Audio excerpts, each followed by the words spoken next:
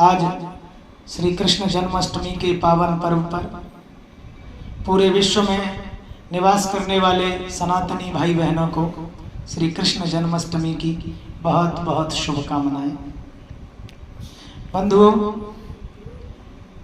द्वापर युग की बात है जब योगेश्वर भगवान श्री कृष्ण परिस्थितिवश गोकुल को छोड़कर मथुरा चले जाते हैं और गोकुल वासियों से पुनः जल्दी ही गोकुल लौटने का वचन करके जाते हैं।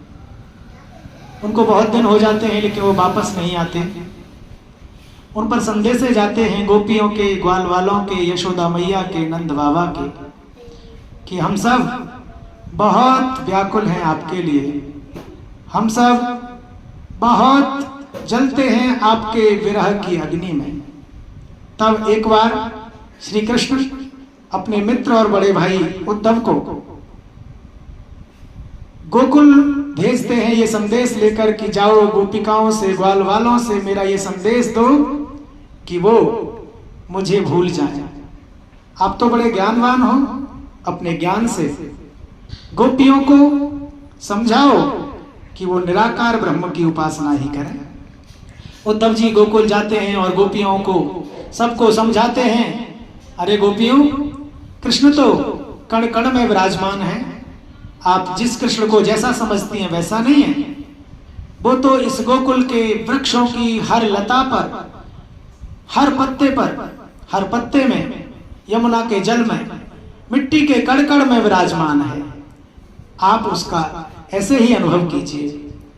तब गोपियां उद्धव जी से कहती हैं, अरे उद्धव, आप ठीक ही कहते हो, ये सच ही है कि कृष्ण हमारे हृदय में, इस गोकुल के कण कण में, यमुना के जल की बूंद बूंद में और इन वृक्षों के डाली डाली में और पत्तों पत्तों में विराजमान है। जहां जहां हमारी नजर जाती है हमको हमेशा कृष्ण ही नजर आते हैं, उनके अलावा हम किसी को देखते ही नहीं हैं। अरे उद्धव जी, हम तो ऐसे ही हैं। तब उद्धव जी कहते हैं, तो भूल जाओ ना उस मथुरा वाले कृष्ण को, याद करो केवल परम ब्रह्म निराकार ईश्वर को, उनका ही भजन करो। तब गोपियां उद्धव जी से कुछ प्रश्न करती हैं। वो कहते हैं, आपकी बात ठीक है, हम सब कुछ भूल जाएं, लेकिन क्या क्या भुला दें बताओ तो उद्धव।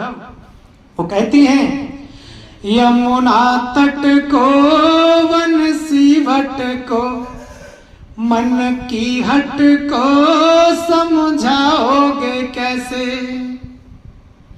राधा के नैनों के नीर को, गोपिन की पीर को धीर धराओगे कैसे, कान्हा के नाम को प्रेम पीयूष पिया है, जिया है यहाँ सबने,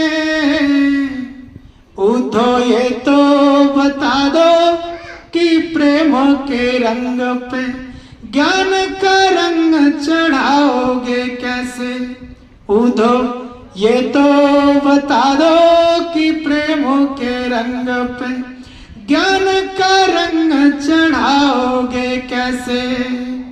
और इन प्रश्नों को सुनकर के उद्धव, तुम किस किस को समझाओगे? क्या यमुना के उस तट को समझा पाओगे?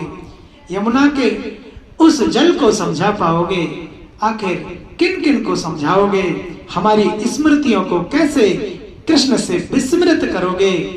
उद्धव, तुमसे ना हो पाएगा।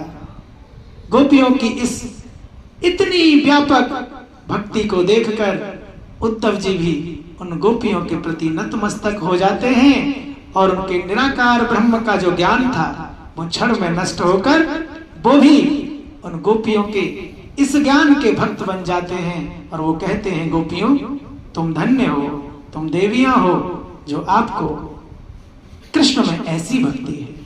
और आखिर समझा बुझाकर यशोदा मैया से मिलकर, नंद बाबा से मिलकर, उनको कृष्ण का संदेशा देकर वो वापस कृष्ण की नगरी मथुरा लौट आते। आज इस प्रसंग के साथ ही पुनः श्री कृष्ण जन्माष्टमी की बहुत बहुत शुभकामनाएं और बधाई।